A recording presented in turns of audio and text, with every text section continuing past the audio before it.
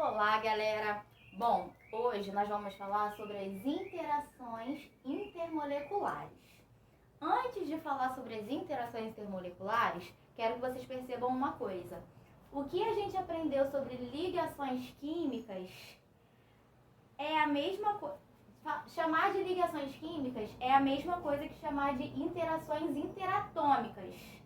Interação entre os átomos, tá? Ó, a gente não aprendeu a diferença de ligação iônica, ligação covalente, a equivalente coordenada, ligação metálica. Essas interações são interatômicas, ó. É a interação que acontece entre o oxigênio e o hidrogênio. Como a gente viu que a metal com o hidrogênio é uma ligação covalente, eles compartilham elétrons na ligação, então essa ligação covalente é uma interação interatômica, porque acontece entre os átomos. Hoje nós vamos aprender sobre as interações intermoleculares, ou seja, que acontece entre moléculas, tá? Vamos lá. Aqui eu fiz um desenho da interação entre moléculas de água. Vamos pensar. Num copo com água, eu só vou ter uma moléculazinha de água? Assim? Não, vou ter várias. E como elas vão estar interagindo? É isso que a gente vai estudar hoje. Os tipos de interações intermoleculares. Ó, se a gente for pensar lá em Química 2, a gente não aprendeu a calcular quantidade de moléculas? Por exemplo, 1 mol de água tem 6 vezes 10 a 23 moléculas. Lembra da constante de Avogadro? Então, 6 vezes 10 a 23 moléculas é coisa pra caramba. 10 a 23 são 23 zeros. Ou seja, olha só, quantas moléculazinhas assim de água eu tenho num mol de água. Então, ó, as moléculazinhas vão estar interagindo de alguma forma para elas estarem ali naquele copo.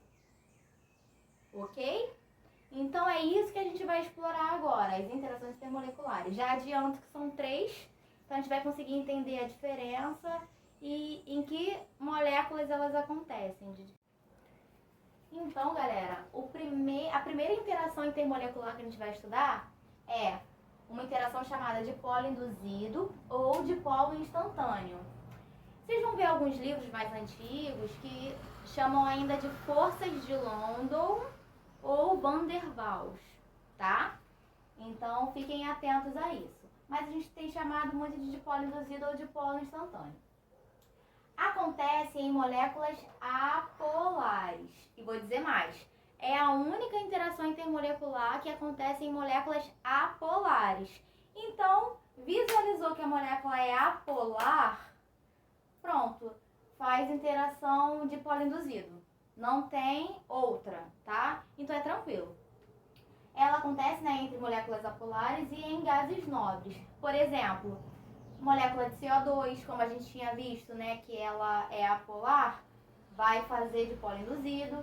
Molécula de H2, O2, CH4, todas essas moléculas apolares vão fazer interação de polo induzido entre as moléculas iguais, né? Ok. Essa é a interação mais fraca de todas. Por que é a interação mais fraca de todas? Vamos pensar lá comigo. Qual é a característica da molécula apolar? É ela não ter dipolo elétrico resultante. Ela não tem aquela diferença de carga. Se ela não tem um dipolo ali nela, quando ela entrar em contato com outras moléculas, deixa eu fazer aqui, por exemplo, o CO2.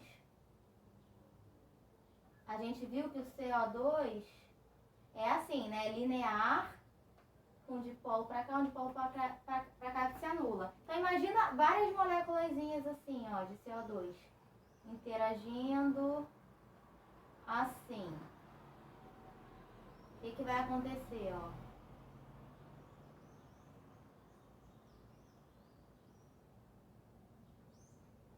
Quando elas entrarem em contato, né, interagirem uma com a outra, elas vão estar gerando um dipolo que é induzido. um dipolo bem fraquinho entre elas, para elas conseguirem interagir, tá? Por isso esse nome de polo induzido. E por isso é a interação mais fraca de todas. Então não esqueçam. Viu que a molécula é apolar, já sabe que a interação que ela faz é um dipolo induzido. As outras interações intermoleculares são dipolo-dipolo, que também pode ser chamado de dipolo permanente, e a ligação de hidrogênio, que antigamente era chamada de ponte de hidrogênio, mas nos livros mais recentes a gente vê ligação de hidrogênio, tá? Vou até botar aqui para vocês lembrarem, ponte. Se falar ponte de hidrogênio, já sabe que é alguma coisa com ligação de hidrogênio. Então, galera, ambas acontecem entre moléculas polares. O que acontece? O HCl, ele já não tem um dipolo elétrico, que a gente estudou, ó, por conta da diferença de eletronegatividade, gerando essa diferença de carga, né? Então, um dipolo elétrico. Na interação intermolecular entre essas moléculas de HCl, elas vão alinhando, né, esses dipolos já existentes. Por isso, o nome é dipolo permanente, ou dipolo-dipolo. Já existe o dipolo na molécula, né? Em uma molécula. Conforme ela for interagindo com as outras, vai tendo outro dipolo. Por isso, dipolo-dipolo ou dipolo permanente, tá? Essa interação tem uma intensidade moderada, tá? No caso da ligação de hidrogênio, ela é um dipolo-dipolo mais forte. Por quê? Porque ela vai acontecer o hidrogênio ligado a um elemento que tem que ser obrigatoriamente o F, o O ou o N, ou seja, flúor, oxigênio ou nitrogênio. Quando eu tiver o hidrogênio ligado ao flúor, ao oxigênio ou ao nitrogênio, essa interação que elas vão fazer vai ser muito forte. Por quê? Porque o flúor, o oxigênio e o nitrogênio são muito eletronegativos. Se eles são muito eletronegativos e o hidrogênio tem um raio atômico muito pequenininho, o que vai acontecer? Esses átomos que são muito eletronegativos vão puxar o elétron demais para eles. Eles querem muito o elétron, eles são muito eletronegativos. Então, esse dipolo é muito forte. Vai estar muito deslocado para esses átomos que são muito eletronegativos. Então, a interação que vai acontecer, por exemplo, no HF, né? O ácido fluorídrico. O que vai estar acontecendo? Vai ter um dipolo aqui, aí esse H vai estar fazendo uma interação aqui com esse outro HF, conforme aqui no HCl. Só que como o flúor é muito eletronegativo, vai estar puxando muito. Então esse dipolo vai ser muito mais forte do que do HCl, por exemplo, que o Cl é eletronegativo, mas não tão eletronegativo como o flúor, o oxigênio e o nitrogênio. Então essa é a interação mais forte que existe entre as três possíveis. Então, gente, na prática é tranquilo. Por quê? Você vai olhar a molécula lá. Se ela for apolar, a interação que vai acontecer é dipolo induzido. Se a molécula for polar, vocês vão verificar se tem hidrogênio ligado a FON. Flúor, oxigênio e nitrogênio. Se tiver, é ligação de hidrogênio. Se não tiver H ligado a FON, vai ser dipolo-dipolo. Simples assim. Na prática é simples identificar. Por isso que eu falei pra vocês que vocês precisam muito ter entendido polaridade. Entendendo a polaridade, vocês identificam qual a interação intermolecular que acontece na molécula, tá? Então, gente, só para fechar, como ficou a força de intensidade entre essas interações intermoleculares?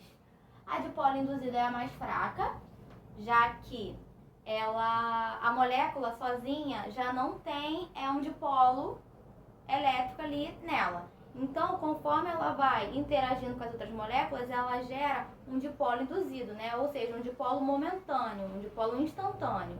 Então, é a interação mais fraca. A interação intermediária é a dipolo-dipolo, porque ela acontece em moléculas polares que já possuem ali um dipolo permanente, Porém, essa interação é menos forte que a da ligação de hidrogênio, que acontece entre moléculas que têm hidrogênio ligado ao FON, flúor, oxigênio e nitrogênio, que são átomos extremamente eletronegativos. Já que eles são extremamente negativos, eles puxam muito o elétron para ele, né? Ainda mais levando em consideração que o hidrogênio tem um raio atômico pequenininho. Então, como ele puxa muito o elétron para ele, gera um dipolo elétrico muito forte. E o dipolo elétrico entre uma molécula e outra vai sendo ainda mais forte. Por isso, a ligação de hidrogênio é a mais forte, que é a dipolo a dipolo, e a mais fraca é a dipolo induzido. Ok? Para a próxima aula, a gente vai usar o que a gente aprendeu sobre interações intermoleculares para entender como isso influencia nas propriedades das substâncias. Por exemplo, solubilidade e temperatura de ebulição. Essa diferença de interação intermolecular influencia na solubilidade e temperatura de ebulição. E é isso que a gente vai ver na próxima aula, ok?